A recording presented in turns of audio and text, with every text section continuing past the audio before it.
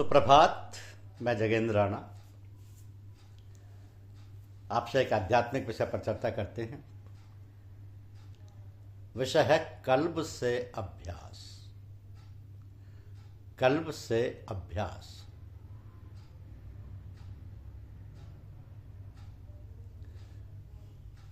हृदय कल्ब से अभ्यास करने कराने में विशेष लाभ होता है।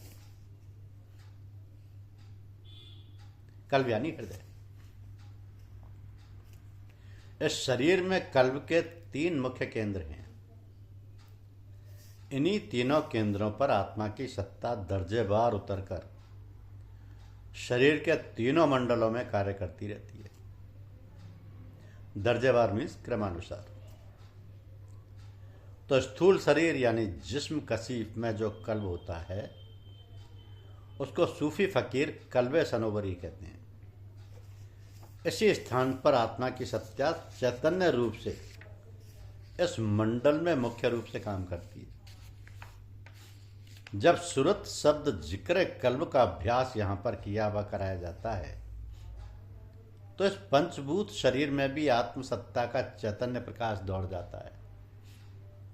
इसी हृदय चक्र जिसको लतीफा कल्ब के स्थान से खून के दौरान बराबर यानी लगातार सारे शरीर में जागी रहता है।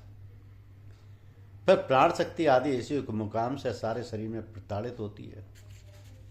इन्हीं कारणों से हृदय चक्र लतीफे कल्ब पर सुमिरन, भजन तथा ध्यान, उपासना के रूप में सूरत यानी तवज्जो खींच व बांध कर जब सूरत शब्द जिक्र कल्ब द्वारा आत्मिक जज्बा पैदा होता है तो खून का दौरा व प्राण शक्ति आदि सब ही इसी आत्मिक जज्बे में डूबी हुई लगातार दौड़ा करती हैं और सारे शरीर व सारे षटचक्रों आदि में तथा विचार एवं मनोमंडल तक में प्रकाश पहुंचा देती हैं। इस प्रकार सारे शरीर में बिना प्रयास ही समस्त चक्र यानी लतायफ आदि स्वयं ही उस कल्बी जज्ब के प्रकाश व गर्मी नूर की हरारत से जागृत हो जाते हैं। अब कल्बी जज्ब का अर्थ है प्रेम का वो शोला जो प्रीतम के ख्याल के सिवा सबको जला व भून देता है, और हरारत के मायने है प्रकाश व गर्मी। तो अभ्यासी को बेकार थोड़ी आयु में ब्यौरेवार चक्रों को बींधने व जागृत तथा शुद्ध करने में अधिक समय नहीं खर्च करना पड़ता है।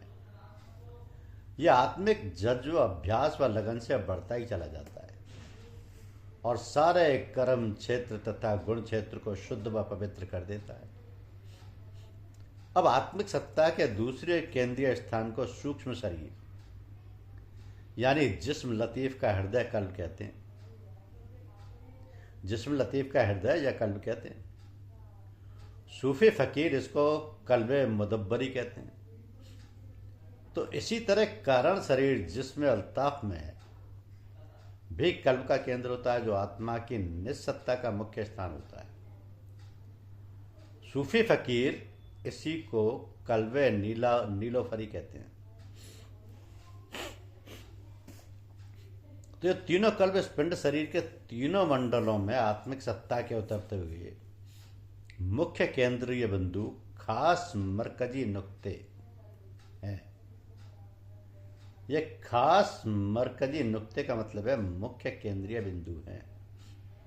इन्हीं स्थान पर आत्मा की सत्ता का बोल रहता है। यहां से जो उस सत्ता का प्रकाश व बोल अक्षी रूप में सारे मंडलों में संचार करता है। अक्षी यानी साय के रूप में, तो उसी को आत्मिक सूरत यानी रूहानी निस्बत कहते हैं। मनोसूरत जब मायावी संबंधों से अपने निज स्थान पर लौटती है तो इसी आत्मिक सूरत से संबंध यानी रूहानी निस्बत जोड़ लेती है। जब सुमिरन, भजन, ध्यान, उपासना द्वारा मनोसूरत यानी रूहानी निस्बत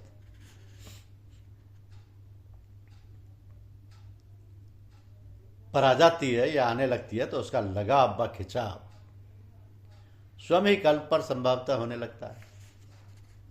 फिर हृदय के आत्मिक जज्बे से नाता हो जाता है।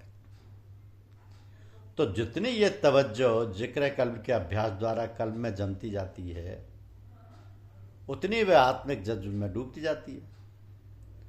उसके डूबने के संग सारा शरीर ही डूबता सा रहता है। यही सुषुप्ति, समाधि, महबियत, इस्तेगराक, फना आदि की अवस्थाएं हुआ करती हैं। तो इन तीनों में कल्ब सनोवरी का स्थान छाती में बाईं ओर है। कल्ब सनोवरी यानी हृदय का स्थान छाती में बाईं ओर है, जहां पर हाथ रखने से धुक धुक का शब्द मालूम होता है। दूसरे कल्ब मुदब्बरी का स्थान माथे पर दोनों भौहों के बीच से तनिक ऊपर उठकर होता है और यही आज्ञा चक्र का स्थान है। तीसरे हृदय कल्ब नीलोफरी का स्थान सिर के ऊपर चोटी के स्थान पर होता है। तो पहले कल्ब की दौड़ दूसरे कल्ब तक रहती है और दूसरे कल्ब की दौड़ तीसरे कल्ब तक रहती है। तो तीसरे हृदय का संबंध सीधे सत्यलोक अथवा ध्रुवपद से रहता है। आशय यह निकला कि ध्रुवपद को प्राप्त करने के लिए आत्मज्ञान की प्राप्ति जरूरी है। आत्मा की निज बैठक हृदय का केंद्रीय स्थान है, जिसके द्वारा ही आत्मा का सीधा संबंध जुड़कर ध्रुवपद की प्राप्ति का सीधा मार्ग मिल जाता है। इसी को जज्ब का तरीका कहते हैं। तो आत्मिक जज्ब का मुख्य स्थान ही कल्ब होता है। अतः कल्ब के स्थान पर आत्मिक जज्ब द्वारा ध्रुवपद का स्थान मिल जाता है और दूसरे कल्ब द्वारा सीधी चढ़ाई हो जाती है। और मनोसूरत का अपने निज स्थान पर लौटने लगना और आत्मिक सूरत पर आकर जमने को दिल जमई कहते हैं। जिस वेग और धुन से दिल जमई प्राप्त की जाती है और दिल से काम लिया जाता है, उसे सूफी संतों की परिभाषा में हिम्मत कहते हैं। इसी हिम्मत से तवज्जो जमाने का अभ्यास किया जाता है। और आत्मिक प्रकाश व जज्ब की प्राप्ति के लिए इसी हिम्मत वाली तवज्जो और दिल जमई का होना जरूरी है। जो ध्येय मालिक के कुल की ओर लगी रहे, इस प्रकार दर्जा ब दर्जा हार्दिक जज्जा खुलता और बढ़ता जाता है।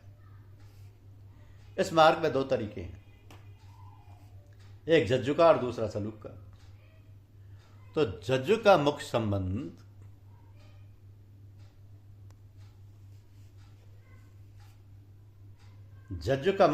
कल्ब से होता है। सलूक का संबंध नफ्स से। नफ्स यानी मन। नफ्स आस्य मन से, जो अपनी सूरत तवज्जो द्वारा मायावी पदार्थों आदि से ताल्लुक रखता है और विषय वासना का आनंदी तथा अभिमानी रहता है। इस नफ्स की तवज्जो को बाहरी व भीतरी बुरे कर्मों, गुण तथा स्वभावों से पाक व साफ करके बहुर्मुखी होने से अंतर्मुखी बनाते हैं। तो इसी ब्यौरेवार साधनों व क्रियाओं की चाल को सलूक पर तरीका रहता कहते हैं।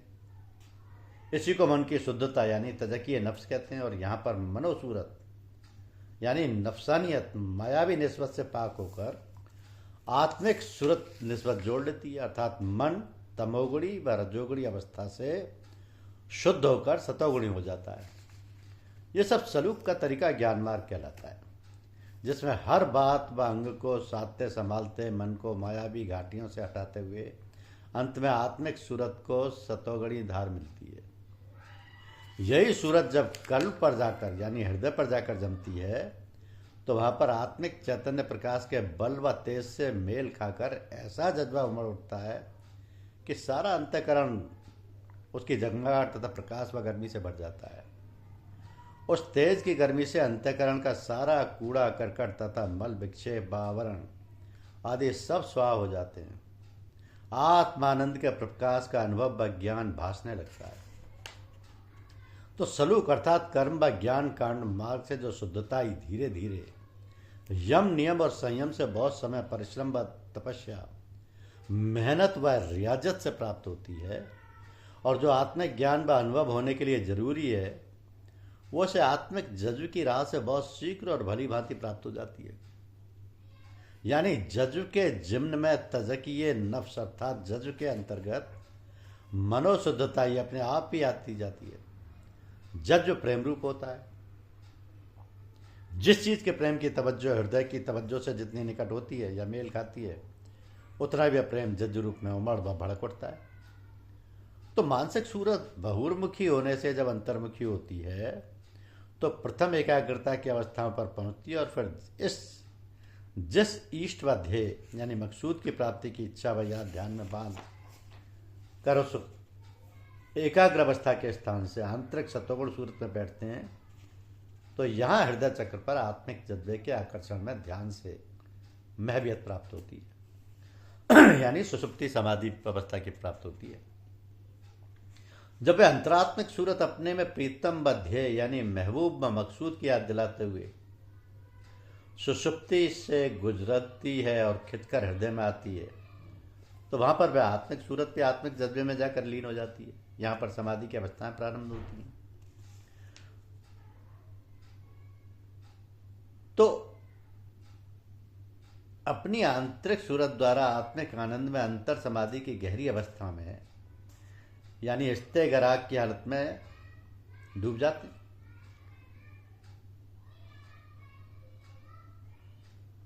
फिर मानो किसी के पास मन ही ना था, आत्म प्रकाश के आनंद रस के नशे में शांति में डुबकियां ले रहे होते हैं। सभी अपने अंतर में आत्मिक सूरत के स्थान पर खिंच खिंच कर ध्यान में सुसुप्ति में मग्न हो जाते हैं। थोड़ी देर तक ऐसा रूहानी फैज जारी रहता है कि किसी को अपने तन मन की सुधि नहीं रहती।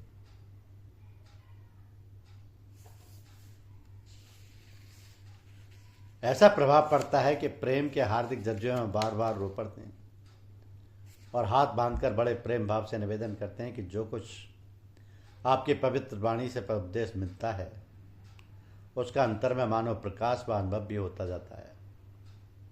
सचमुच जज्बे व प्रेम का मार्ग कितना सीधा व आसान है, परंतु ऐसे सुलभ व सुगम मार्ग की प्राप्ति के लिए